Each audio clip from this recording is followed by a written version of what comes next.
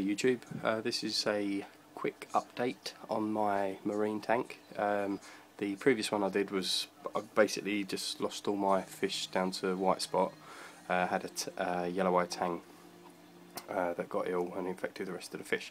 Anyway, quite a few months on, this is my update really. So pretty much everything is going really well apart from an issue I've had with green hair algae. But the last couple of weeks I've been running a fluidized reactor, a phosphate reactor, and within 2 weeks, I mean, that live rock that had loads on it, and now there's hardly any. And somebody said to me 3 to 4 weeks you should start noticing the difference. So after a fortnight, I'm really happy. Fish are doing really well.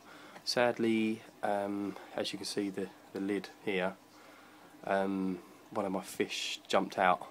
It was a goby, sand sifting goby, jumped out, and I think my cat got it. So a little bit gutted about that, so I'll probably get one at a later date. But clownfish, royal grammar, and I've got a fire fish which kind of hides out at the back, like a little cave bit. Mushrooms are doing well, sort of see there, and sand sifting starfish, that's been with me since the beginning, that's doing well.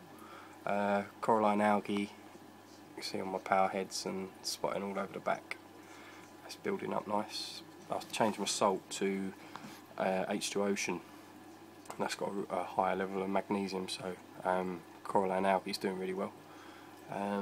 Mushroom, one of them, I had an aptasia on this rock that the mushrooms are attached to down there, and he got stung by it, so it fell off, and it was like flying around the tank. So I put it up there, and I don't know if you can see just where the main big one is, to the right it's already got like new mushrooms sort of coming out through that.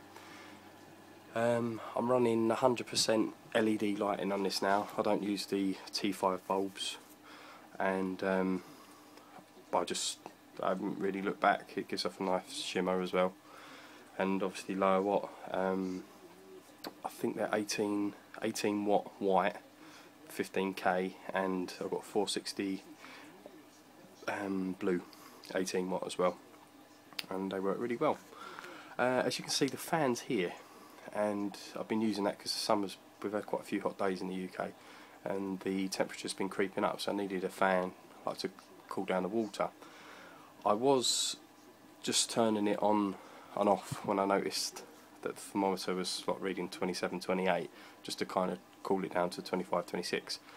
But 3 days ago I bought a controller, and as you can see here,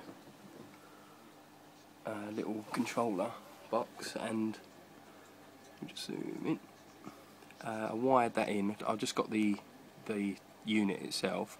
I had to wire in round the back, and I bought this box from Maplin's to house it in. And basically what that does, it's a temperature controller for my tank. So what I've wired into it is my fan that's up there, which is just temporary. I'll probably get some PC fans to put in the lid at some point. And I also wired in my heater. So as you can see on there at the moment, I've just done a water change.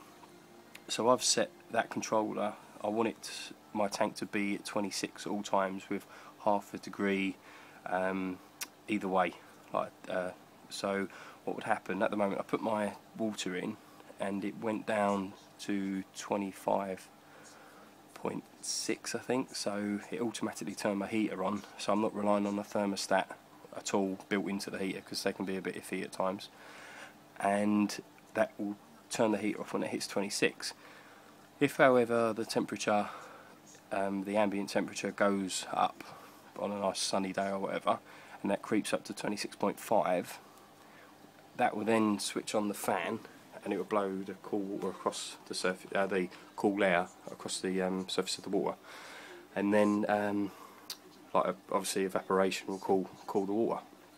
I've also, in the weir system at the back, I installed a little float switch, and I've got an auto top off installed now, so that keeps my RODI water in, and when obviously using the fan to cool the water, you notice that your water level drops a lot quicker than it would normally.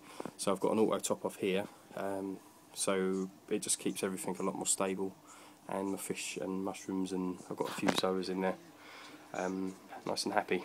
And I think that's one of the key things in marine, is trying to keep things as stable as possible. The fluidised reactor, just turn the light on. I've got an EHIM canister filter in here, which you can probably see down there, and that I've got Seachem Matrix in that, and JBL Bio Nitrate X to keep my nitrate levels to near zero, and they're probably running around 5 at the moment. That's I do water changes every fortnight, and it keeps it to around 5. You can see my Riophos that I'm running in here.